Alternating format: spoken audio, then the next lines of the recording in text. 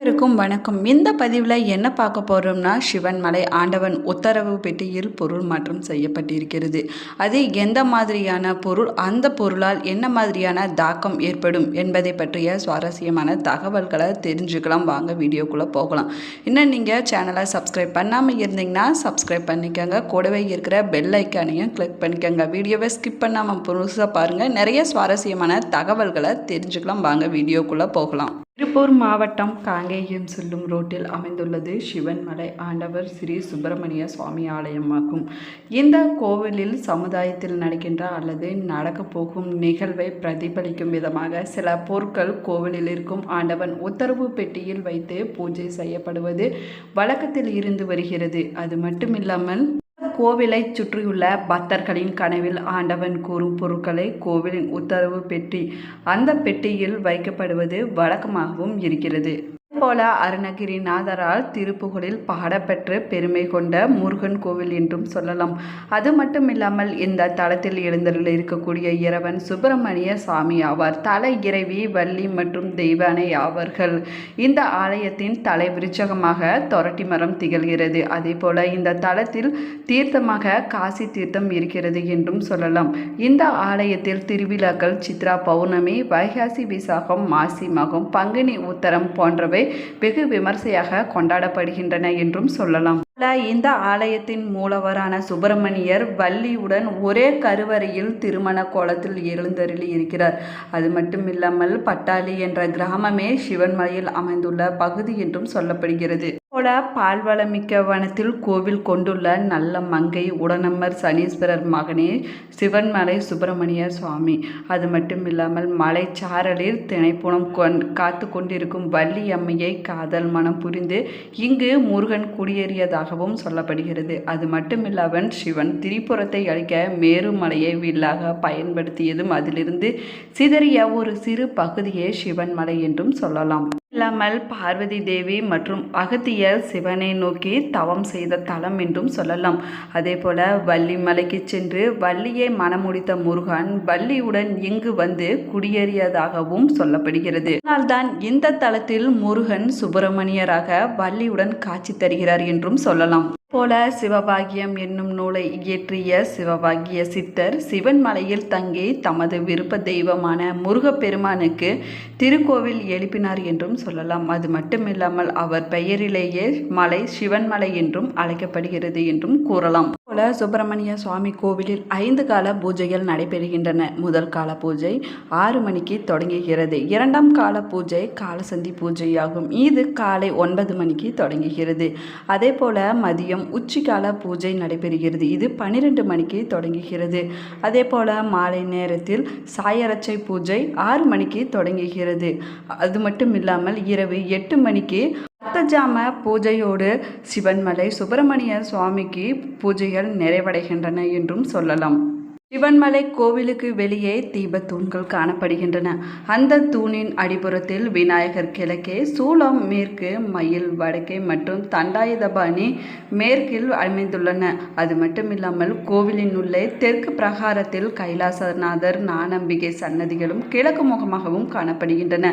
அது மட்டும் இல்லாமல் மேற்கு பிரகாரத்தில் தென்மேற்கு மூலையில் கன்னிமூலை விநாயகரும், வடமேற்கில் தண்டாயுதபாணியும், கருவறையின் வெளிச்சுவற்றில் தட்சிணாமூர்த்தி, துர்க்கைக்கு எதிரில் சண்டிகேஸ்வரர் ஆகியோர் அமைந்திருக்கின்றனர் என்றும் சொல்லலாம்.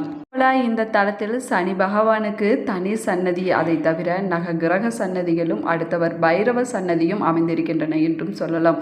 போல பிரகாரத்தை சுற்றி வந்து கொடிமரம், மயில் வாகன குரடு, பலிபீடம் கடந்தால் மற்றும் சாதகர் துவாரபாலகர்கள் அடுத்து உள்ள கருவறையில் சுப்பிரமணிய சுவாமி வள்ளி சமேதராக காட்சியளிக்கின்றனர் என்றும் சொல்லலாம். அது மட்டுமில்லாமல் இந்த கோவிலின் தலை விருட்சமாக தொரட்டி மரம் காணப்படுகிறது. சிவன்மலை முருகன் கோவில் கிபி 10ஆம் நூற்றாண்டில் சோழர்களால் கட்டப்பட்டது என்று சொல்லலாம். போல இந்த கோவிலில் ஆண்டவன் உத்தரவின் பெயரில் ஒரு பொருளை வைத்து சிறப்பு பூஜைகள் செய்வது வழக்கமாக இருந்து வருகிறது. அது மட்டுமில்லாமல் பூஜைக்கு பின்னர் அந்த பொருள் உத்தரவு பெட்டி என்றழைக்கப்படும் கண்ணாடி பெட்டிக்குள் வைத்து பக்தர்களின் பார்வைக்காக வைக்கப்படுகிறது என்றும் சொல்லலாம். சிவன் மலையில் இன்றும் ஏராளமான பக்தர்கள் தவம் செய்து கொண்டிருப்பதாகவும் சொல்லப்படுகிறது.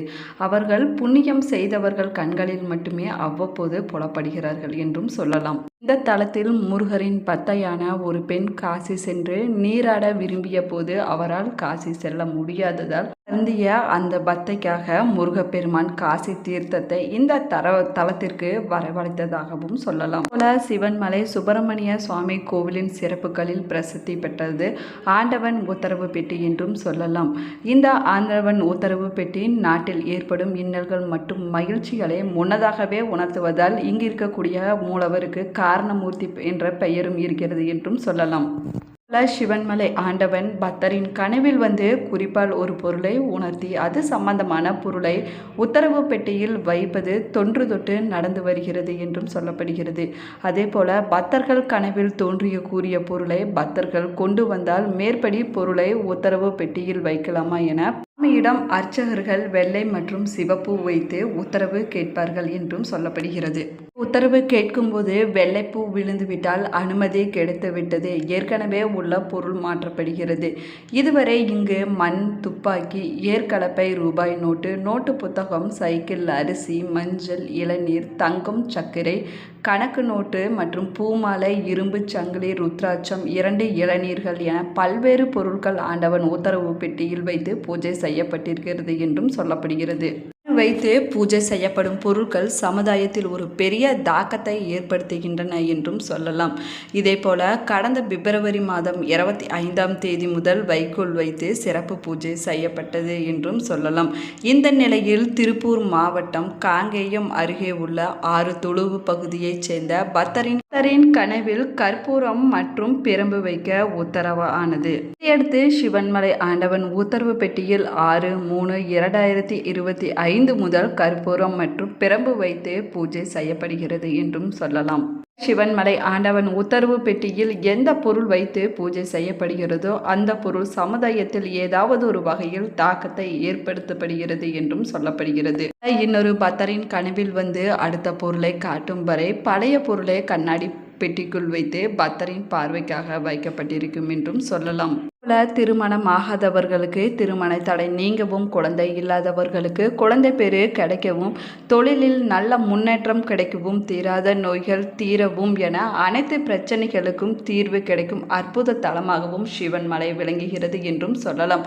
அது மட்டுமில்லாமல் வக்கிரக சன்னதியை 9 முறை சுற்றி வழிபட்டு வந்தால் எத்தகைய பிரச்சனையாக இருந்தாலும் அதிலிருந்து விடுபடலாம் என்றும் சொல்லலாம். இந்த தலத்தில் சனி பகவான் தனி சன்னதியில் எழுந்தருளி இருக்கிறார் என்றும் சொல்லலாம். அது மட்டுமில்லாமல் மலைக்கு மேல் சுரலோக நாயகி சமேத ஜகேஸ்வரர் எழுந்தருளி இருக்கிறார் என்றும் சொல்லலாம். காய்ச்சல் வந்தவர்கள் மிளகு ரசம் வைத்து இங்கு வந்து பூஜை செய்து குடித்தால் காய்ச்சல் நீங்கிவிடும் என்பது ஐதீகமாகவும் சொல்லப்படுகிறது.